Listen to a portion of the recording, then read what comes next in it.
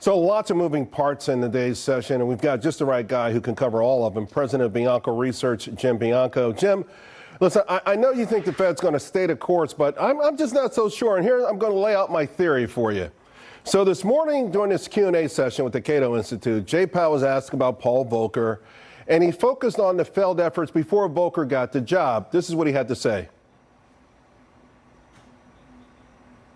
So it is very much our view and my view that we need to act now forthrightly, strongly, as we have been doing, and we need to keep at it until the job is done to avoid that. We think we can avoid the kind of very high social costs that Paul Volcker and the Fed had to bring into play in order to get inflation back down.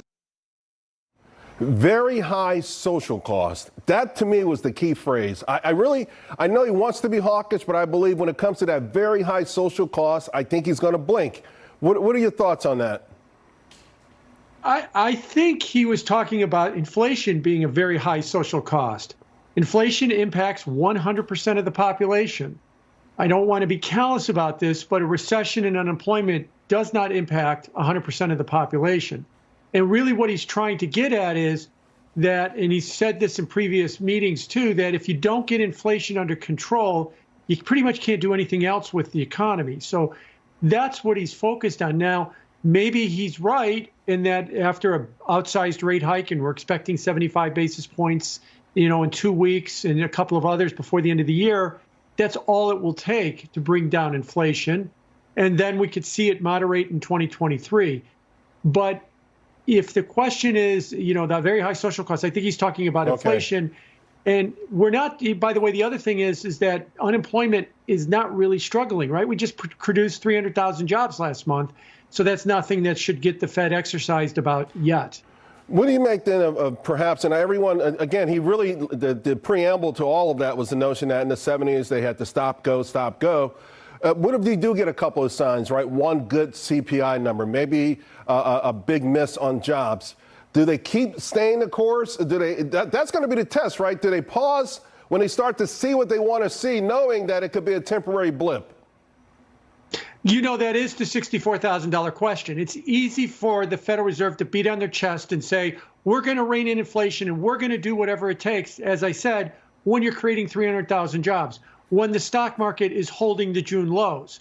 Now, if there's a scenario where the stock market takes out the June lows, job growth goes to zero, now, Jay, are you still going to want to raise rates? I think they will, but I'll admit we haven't tested them yet. And right. That's going to be the real thing, is that when the economy gets weak, or should I say, if the economy turns bad, do they still maintain this course? They say they will, but we haven't really put them to the test yet. I got less than a minute to go, but I got to get your thoughts on Powell's comments on crypto, of course, saying they're not really a store of value. He did go after stable coins, saying they need to be regulated. Just, and again, I know you're more on the DeFi revolution aspect of this, but that was a pretty big statement. Yeah, it was. And it reminded me, if you Google David Letterman, Bill Gates, internet in 1995 when he was on TV, they were mocking the internet. They were laughing at him as Bill Gates was trying to explain this thing called the internet. No one thought it served any purpose. That's kind of what we are with cryptocurrencies. I think what Jay Powell and Peter Gottlieb, the guy that interviewed him, pretty much said it. It's still an experiment. It's still a work in process. And you're just announcing, it's all dial up and it's all ugly looking. It's not going to amount to anything. Check back in 5 or 10 years, Mr. Powell. Maybe what we'll see might be something completely different. So Don't write it off just yet. Yeah, I think I've seen the one on the Today Show when they kind of dismiss it out of hand, the internet. I've got to Google that one, Jim. That's why we bring you on for these good tidbits. Hey, thank you so much, my friend. Appreciate it. Thank you. All right, folks.